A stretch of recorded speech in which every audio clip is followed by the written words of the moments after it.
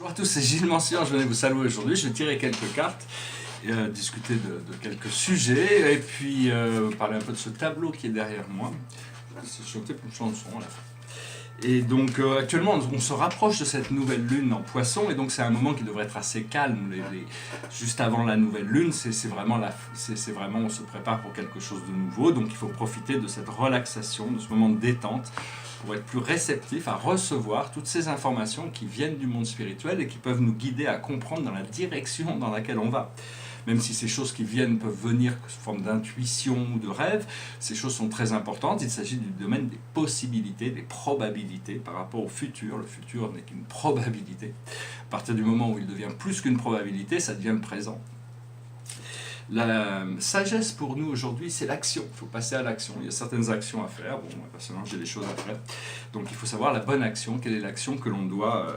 quelle est l'action qui va nous permettre d'arriver au but espéré. Des fois, l'action, c'est la non-action. C'est l'habilité à lâcher prise. Ce que l'on doit comprendre, c'est le paradigm shift. C'est-à-dire, c'est une transformation totale de toutes les bases. De toutes les bases. On doit remettre en question beaucoup de nos croyances. Toutes les croyances sont bonnes à croire, ça nous sert à quelque chose, mais il ne faut pas s'accrocher aux croyances, c'est-à-dire qu'elles sont bonnes, toutes les croyances sont bonnes, mais à partir du moment où on peut les lâcher pour quelque chose de toujours supérieur, car la vie a toujours des choses à nous apprendre, au plus on est enseignable, au plus notre esprit est ouvert, au plus la vie peut nous enseigner rapidement des choses, tout en sachant que dans l'invisible, si nos antennes vont dans ce monde invisible, on peut être tout le temps en connexion avec des intelligences qui des fois peuvent être dures avec nous pour nous montrer nos faiblesses, mais bon, ça permet aussi de grandir. Il y a toutes ces forces qui sont intelligentes, et donc ce que l'on doit faire, c'est le higher self, c'est connecter à l'un.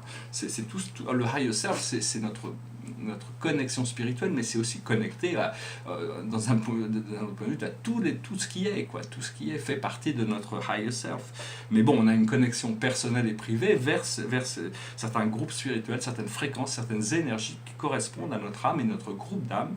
Toutes les âmes sont uniques et sont tous éternelles, et on est tous éternels et infinis au départ, mais seulement infinis en potentiel.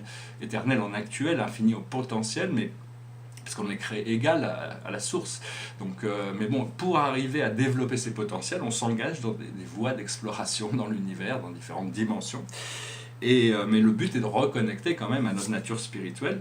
Et le message général pour nous, c'est les responsabilités. C'est bien, c'est toujours bien d'avoir des responsabilités, une sorte de responsabilité. Ce qu'il faut, c'est se dégager des responsabilités inutiles, toutes les pressions et les drames du monde terrestre, pour s'occuper d'être responsable de nous-mêmes, d'être souverain de nous-mêmes, de nos pensées, de nos actions, de nos émotions, être bien conscient de toutes ces choses, être responsable pour notre création consciente.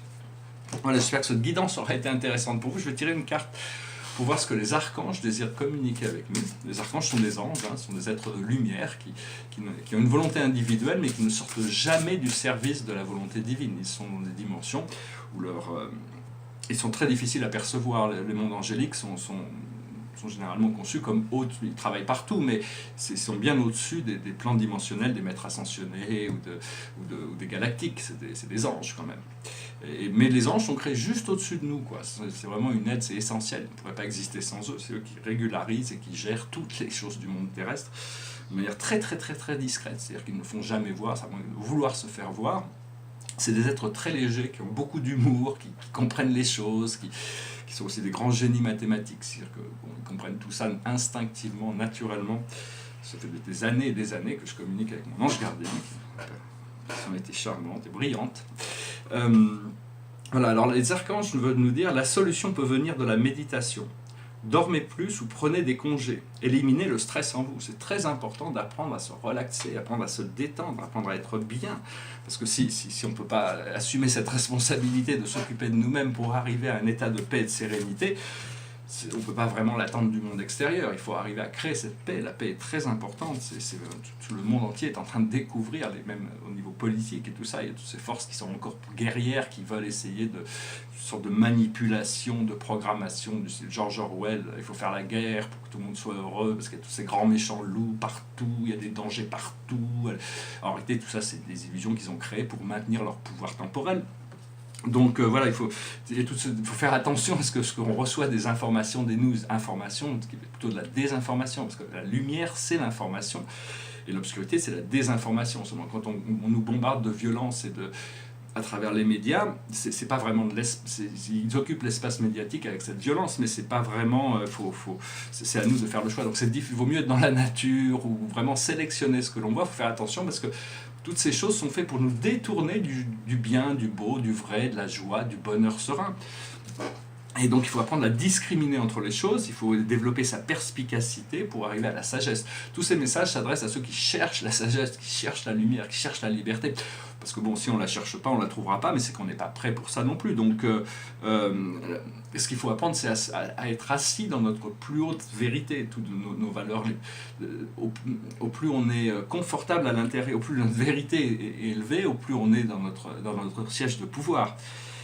Et parce que bon, on cherche le confort et la sécurité de l'amour qui peut être découverte à l'intérieur. Il faut savoir qu'éventuellement, la lumière consumera tous les êtres et toutes les choses, et tout l'univers sera consumé dans la lumière. Et tous les uns deviendront un avec l'un. Mais ça, c'est vraiment un programme qui est très très long, et donc en attendant, il faut travailler sur soi-même pour arriver à sortir de la caverne de Platon, de la matrice, pour arriver à voir la lumière au-dessus, ce qui nous permet après de redescendre dans cette caverne avec quand même des informations qui peuvent aider tous ceux qui cherchent à sortir de cette caverne. Voilà, donc je voulais aussi rappeler, il y a Joshua qui est venu, qui est un ami, qui est venu pour nous rappeler qu'il y a ces villes de lumière, qui a fait passer un message hier, toutes sortes de villes de lumière, c'est-à-dire des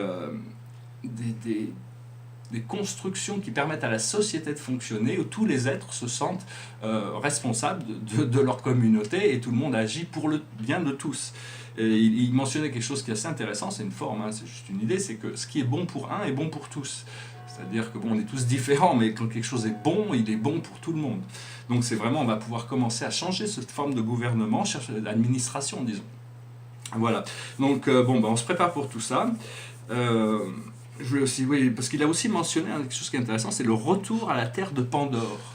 Alors c'est bizarre, je me suis un peu interrogé, parce que bon, Pandore, c'est celle qui était aimée de tous et à qui on a tout donné, qui était la première femme, qui était la compagne d'Épiméthée. Mais elle avait aussi sa boîte qu'elle a reçue, où tous les maux de la terre se sont échappés, sauf l'espoir qu'elle a pu garder à l'intérieur. Donc tout ça, bon, c'est un retour à une civilisation, à un mode de vie qui est un peu en avance sur le temps, mais bon, il faut déjà se préparer, commencer à savoir qu'on est déjà dans l'âge d'or. Au plus on réalise qu'on y est, au plus les choses vont se manifester vite pour nous au niveau personnel. Le tableau derrière moi, je voulais présenter, peut-être que je peux... C'est un tableau qui est très très très anachronique, parce qu'il mélange toutes sortes de sujets qui d'habitude ne sont pas présents dans ma peinture de cette manière. Alors déjà au centre il y a la Terre, mais la Terre ici dans ce tableau prend tout ce qui l'entoure et le symbolique des 21 satellites du paradis et de l'univers central, c'est-à-dire que la Terre est le centre est revenu au paradis dans cette vision, et autour de ça il y a les 12 constellations avec certaines de mes planètes. Et ça s'appelle Zero Point, c'est-à-dire que c'est l'idée de l'origine, du point central d'origine qui permet à la Terre d'évoluer d'une matière physique à cette étoile argentée qui est le futur. Et ça monte vers l'ascension, et là-haut il y a le signe du Ashtar Command, qui est la police galactique, c'est-à-dire qui surveille et supervise l'évolution du plan divin. Alors c'est un tableau un peu étrange, mais bon, à chaque fois qu'on regarde ce tableau, c'est-à-dire on imprime le fait que la Terre est au paradis. Donc déjà, ça fait avancer la matrice, parce que c'est très, très, très inhabituel de placer la Terre, d'habitude on le place dans un système solaire, mais ici, il est vraiment au centre de toute chose. C'est le point focal d'attention. Voilà, j'espère que vous avez trouvé ça intéressant. Je vais finir en musique, c'est une petite chanson marrante. J'avais découvert, c'était Frank Zappa, sur Phil Morris qui avait chanté ça, The Mothers of Invention. L'original, c'est les Turtles. Imagine me and you, I do. I think about you day and night. It's only right to think about the girl you love and hold her tight. So happy together. If I should call you up, invest a dime, and you say you belong to me, and ease my mind, imagine how the world could be. So very fine, so happy together.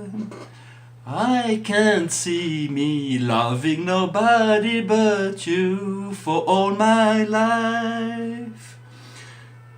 Me and you and me, no matter how they toss the dice, it had to be. The only one for me is you, and you for me, so happy together. I can't see me loving nobody but you for all my life.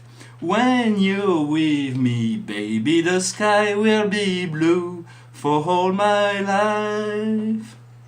Me and you and me, no matter how they toss the dice, it had to be. The only one for me is you, and you for me, so happy together. So how is the weather? So happy together.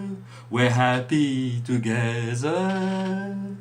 Voilà, je vous remercie de votre attention. J'espère que vous passerez une excellente journée. Et je reviendrai à vous prochainement. Si vous avez des questions, n'hésitez pas à les poser. Je serai très heureux ou même des commentaires. Je suis toujours très heureux de pouvoir communiquer avec vous. Je vous dis à bientôt. Namasté.